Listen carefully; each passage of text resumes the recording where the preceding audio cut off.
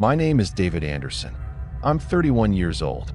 I work as a technical writer for a mid-sized software company in Asheville, North Carolina, USA, which means I spend roughly 8 hours a day translating complicated things into language that sounds simple.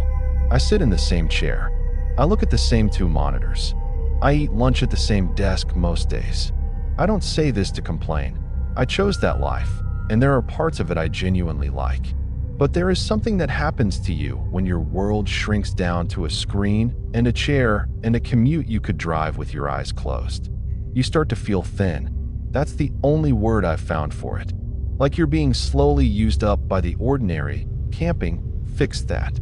Not hiking as a sport, not a planned excursion with a group of friends where everyone brings too much gear and spends half the night scrolling their phones because the signal still works.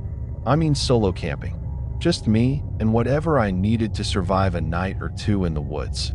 No itinerary, no check-ins.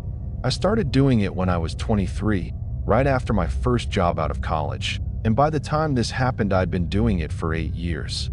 I knew how to read weather. I knew how to set a camp in the dark if I had to. I knew which sounds meant nothing and which ones meant something was moving nearby. I want you to understand that going in because I think it matters. I wasn't someone who got scared easily in the woods. I wasn't someone who imagined things. The Pisgah National Forest covers about 500,000 acres in western North Carolina. I camped there more times than I can count. There's a section in the Shining Rock Wilderness. No designated sites, no cell signal, no rangers making rounds, where you can go 2 full days without seeing another person if you time it right. I knew the area. I'd gone in late September specifically because the weekenders thin out after Labor Day and the leaves haven't fully turned yet, so the light through the trees in the late afternoon has this particular quality. Amber and low, almost slow looking, if that makes sense. I drove up on a Friday after work, parked at the Daniel Boone Scout Camp trailhead around 4:30 in the afternoon. I packed light, a 3-season tent, a sleeping bag rated to 20 degrees, a small cook stove, 2 liters of water, a filter, some dehydrated food, a headlamp, a knife, a rain shell. I'd done this enough times that packing had become almost meditative. Everything had its place. I knew the weight of my bag before I lifted it. If you are new here, subscribe. And if you have been coming back without subscribing, it's time to join us. And share this story with someone who thinks camping alone is a good idea. The trail in was about 3 miles. Easy, mostly flat, cutting through second-growth hardwood forest with a creek running parallel for the first mile or so. I reached the spot I had in mind. A flat clearing maybe 30 feet across, just off the trail, with a fire ring left by whoever had been there last, around 6 o'clock. The sun was already dropping behind the ridge to the west. I set up the tent first. It's a thing I've always done in a specific order, and I couldn't tell you exactly why except that it feels wrong to do it any other way. Stake the corners, thread the poles, clip the fly, check the zipper. I was talking to myself a little while I did this, which is also something I do when I'm alone outdoors. Just narrating, commenting on what I was doing, low and half-conscious. A habit I'd developed over years of solo trips to fill the silence without breaking it. Pole's a little bent on this end. Need to replace this before winter. That kind of thing. After the tent was up, I filtered water from the creek and got the stove going. I made a packet of pasta with sun-dried tomatoes, which sounds fancier than it was. I ate sitting on a flat rock at the edge of the clearing, watching the light go out of the sky. The temperature was dropping, not dramatically, but noticeably. That clean, cold smell that September evenings have in the mountains was coming up from the ground. The forest around that clearing was mostly oak and tulip poplar, with some hemlock down near the creek. By the time I finished eating, it was fully dark, and the sounds had shifted the way they do. Daytime forest noise is textured and layered. Birds, insects, wind moving through leaves at different heights. Nighttime sound is quieter, but more specific. You hear individual things. A branch settling, water over rock, the occasional distant call of an owl working its territory. I sat outside for another half hour after I ate, doing nothing in particular. I wasn't on my phone. There was no signal anyway. I wasn't reading.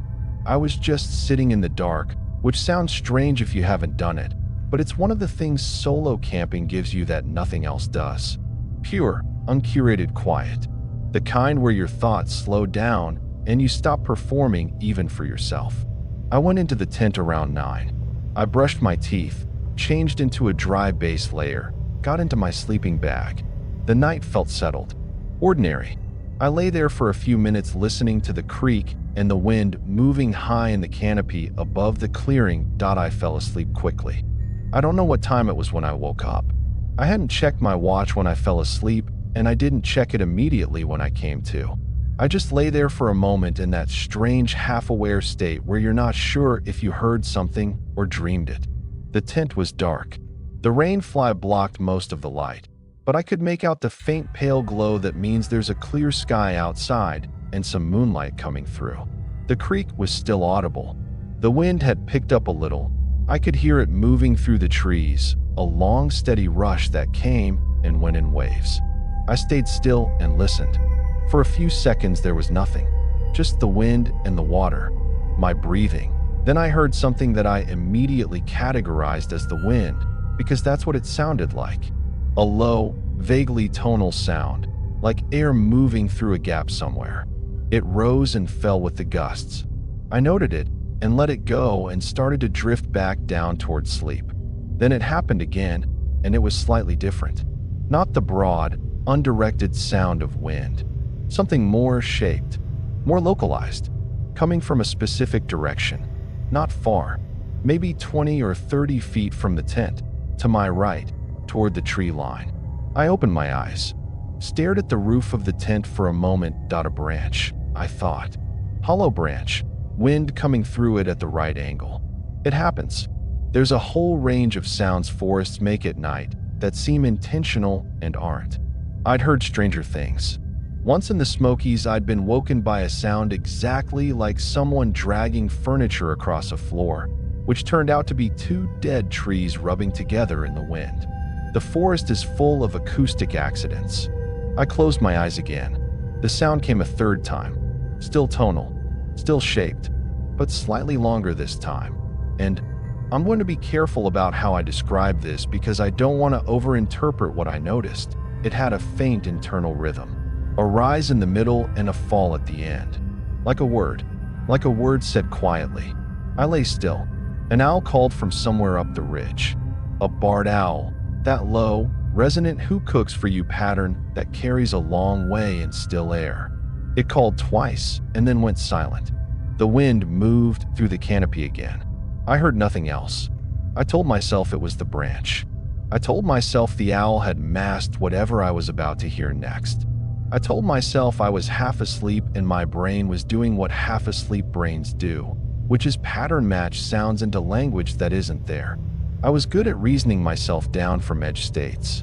I'd done it enough times in enough dark places that it was almost automatic. You're tired. You've been alone all day. Your mind is doing something ordinary. I believed it. I went back to sleep. It was the second time it woke me that I stopped believing it. The same sound. Same direction, same rough distance from the tent, but this time I was more awake when I heard it. I'd only been asleep for what felt like a short stretch, and I caught it more cleanly. It was my name, not shouted, not called out in any urgent way, said quietly, at a conversational volume, the way you'd say someone's name to get their attention across a table. Daniel, 1 word, 2 syllables.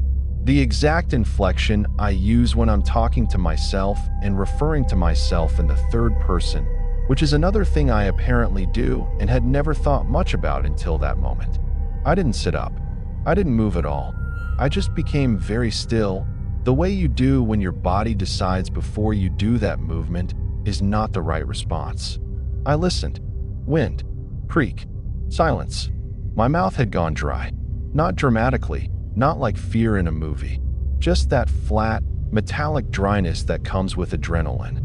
I was aware of my own heartbeat in a way I hadn't been a moment before.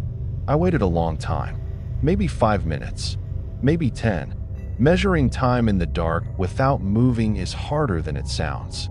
Nothing came. I thought about what I'd said to myself earlier that day, going through my camp setup, narrating. I thought about the specific sounds I'd made, and I thought about the voice I'd just heard and the fact that its inflection, the way the first syllable dropped slightly and the second rose, matched my own voice in a way that felt too precise to be coincidence. Too precise to be a branch or the wind or an owl. But I didn't let myself go very far down that road yet, because the road leads somewhere I wasn't ready to go. I told myself, sound carries strangely at night. Other campers in the area, someone else in the woods talking in their sleep, or talking at all, and the air moving it in some unusual way that made it sound close and directional when it wasn't. I'd read about that. Acoustic anomalies in mountain terrain, sound bouncing off ridgelines and arriving distorted and repositioned. There were explanations. I was running through them in my head when the voice spoke again. Not my name this time. Pole's a little bent on this end. My own words. The exact words I'd said to myself while setting up the tent, in the exact same offhand murmur I'd used. Not a shout, not a performance. The same low, half-attentive register of a person talking to no one in particular. I stopped breathing. I mean that literally. I held my breath for what I think was a full 10 seconds. My whole body was involved in listening. Every part of me had resolved down into that single function. The clearing was quiet. Then, from slightly to the left of where I'd heard it before, farther from the tree line, closer to the trail, I heard it again. Same sentence. A little quieter this time. A little flatter. Like a recording being played in a room with different acoustics. My throat was dry. My hands were on top of my sleeping bag, and I became aware that they were completely still, that I was holding them still deliberately without having decided to. I thought about the timeline. I'd said those words while setting up the tent, hours ago, well before dark, while there was still light. Whoever, whatever, had been listening had been there then, during daylight, close enough to hear me talking to myself at low volume. That thought was the one that found the edge of real fear and stood on it. I exhaled slowly, then inhaled, slow and controlled. I'd read about this once. Controlled breathing as a physiological intervention when your nervous system is going somewhere you don't want it to go. In through the nose, for counts. Out through the mouth, for counts. I did it 3 times. The voice did not come again immediately. I lay in the dark and I thought very carefully about what I was doing. I did not reach for my headlamp. I did not unzip the tent. I did not make any sound at all. I just listened with everything I had and waited. The sound of footsteps, when it came, was soft enough that I almost missed it. Not the heavy crunch of someone walking fast.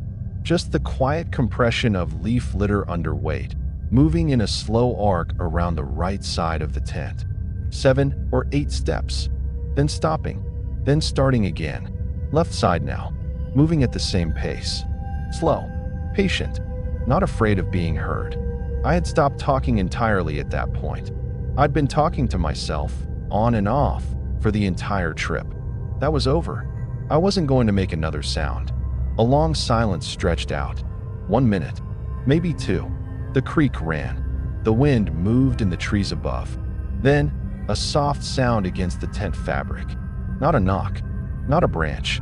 The specific sound of something pressing gently against the outside of the rain fly, like a finger drawn slowly across taut nylon from bottom to top. A single stroke, deliberate. I did not move. The sound stopped. The silence that followed was the longest of the night. And somewhere in the middle of it, the voice said one more thing, in my own tone, in my own register, quietly and without particular emphasis. Need to replace this before winter. I want to try to describe the quality of what came next, because I think it's the part that has stayed with me most clearly. The voice changed. Not dramatically, not suddenly. It was a gradual thing, like a dial being turned slowly, and by the time I noticed, the change had already been happening for a while. The phrases it had been repeating, my own phrases, my own words from earlier in the day, began to acquire a kind of fluency. less like a recording and more like a speaker, like something that had been practicing and had gotten good enough to stop practicing. It said things I hadn't said, complete sentences in my exact tone about nothing in particular. Things I might have said. Temperatures dropping faster than I thought. Pause. Should have brought the heavier bag. Pause. Long silence. Then, winds coming from the north now. All accurate. All the kind of thing I would have murmured to myself if I'd still been talking. Banal observations. The internal monologue of a person spending time alone outdoors. My own voice. My cadence. My vocabulary. I was lying on my back. I hadn't changed position in, I don't know, a long time. The sleeping bag was damp at the shoulders from the cold sweating I wasn't aware I was doing. My eyes were open, fixed on the tent roof. The footsteps had resumed at some point. That same slow circuit. Around the right side. Pause. Around the left.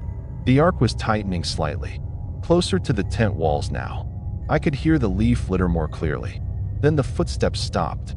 And the voice, from directly outside the tent, directly beside my head, maybe 2 feet of nylon and air between us, said, "I can hear you breathing."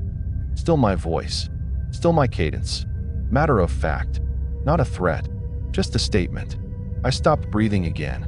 The tent wall to my left depressed slowly.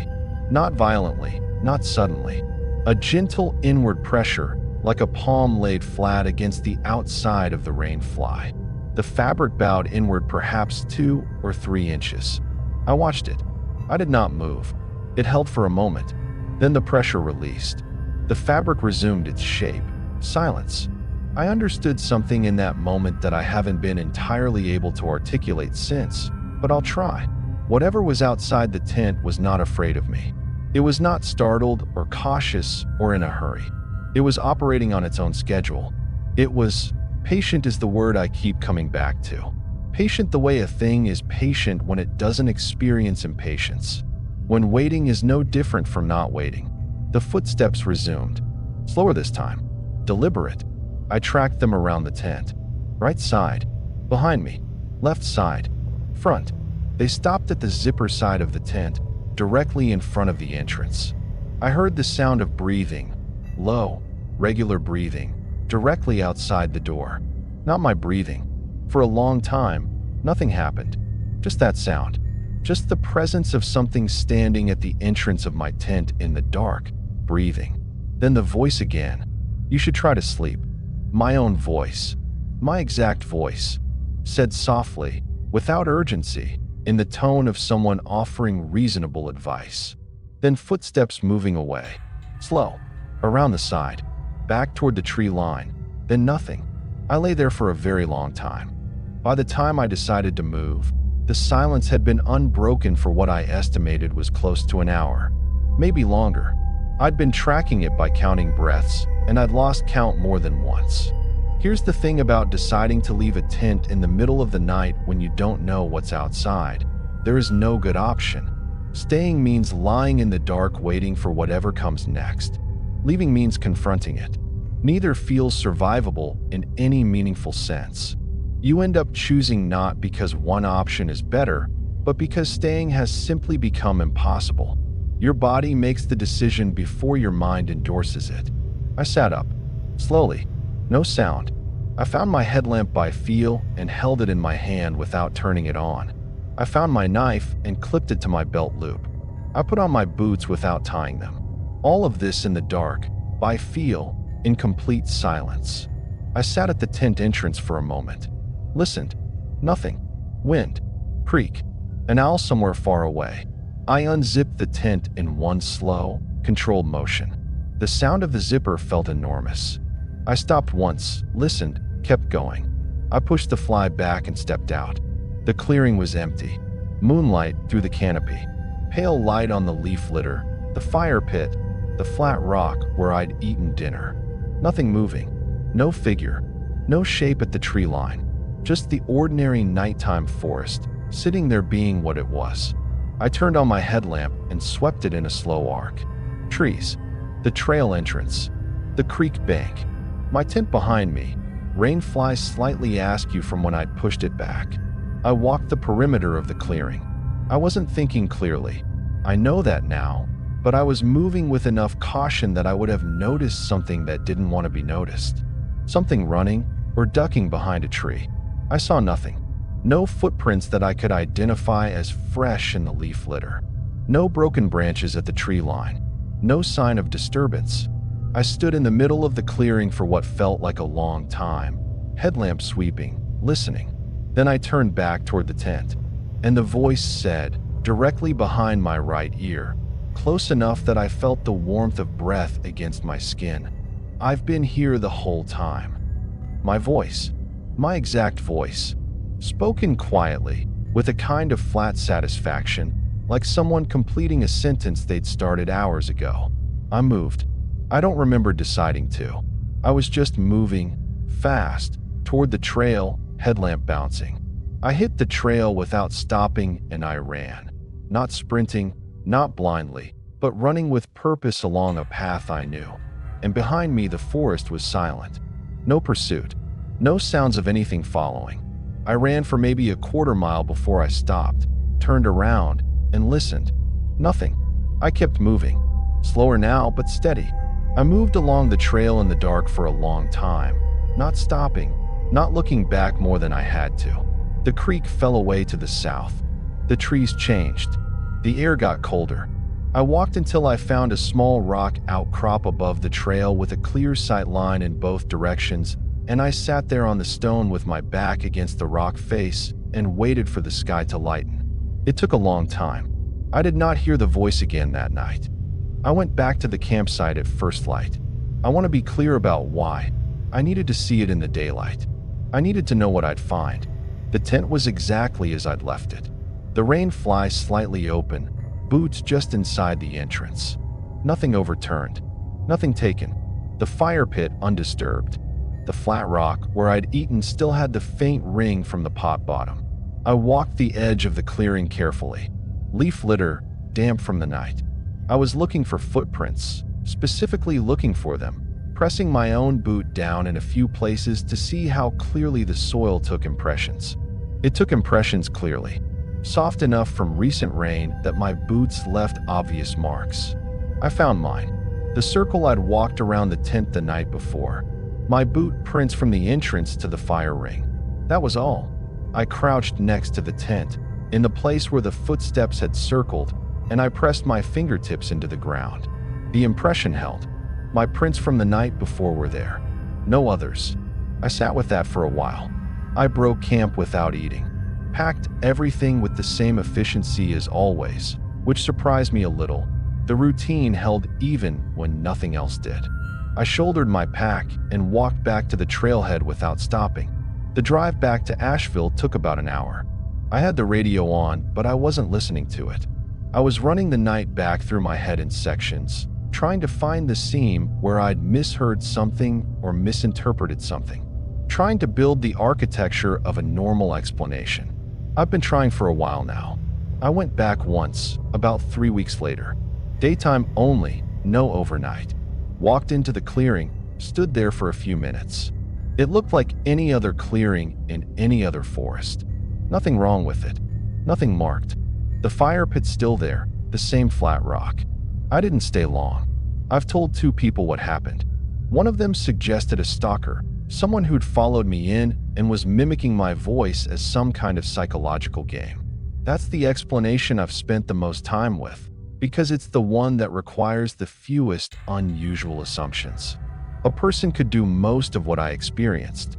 A person good at mimicry, patient, motivated by something I don't understand. It accounts for the voice. It accounts for the footsteps. It doesn't account for the absence of tracks. It doesn't account for the speed of the learning, the way the voice went from echoing my words to improvising them in my own register in the span of a few hours. But it's the closest I've found. I haven't camped alone since. I've meant to. I've gotten as far as loading the car twice. Both times I found a reason not to go. The specific thing that bothers me most, the thing I return to, isn't what I heard in the tent. It's the moment outside the tent, when I turned around and the voice was directly behind me. Because I'd been listening. I'd been standing in an open clearing with a headlamp, and I had not heard anything approach.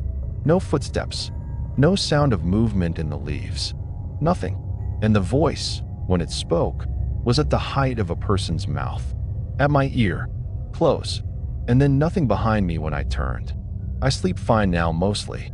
The particular silence of an empty house at 3 in the morning is the hardest. That specific quality of quiet where sound is absent enough that you start generating it yourself. I've gotten better at not doing that. I don't talk to myself the way I used to. The narrating habit I had while camping, commenting on what I was doing in a low murmur, filling the silence with my own voice. I've lost that. I tried it once in my apartment, just to see if I still could, and stopped after a few seconds. It felt like an invitation. I don't say my own name out loud anymore, not even when I'm alone.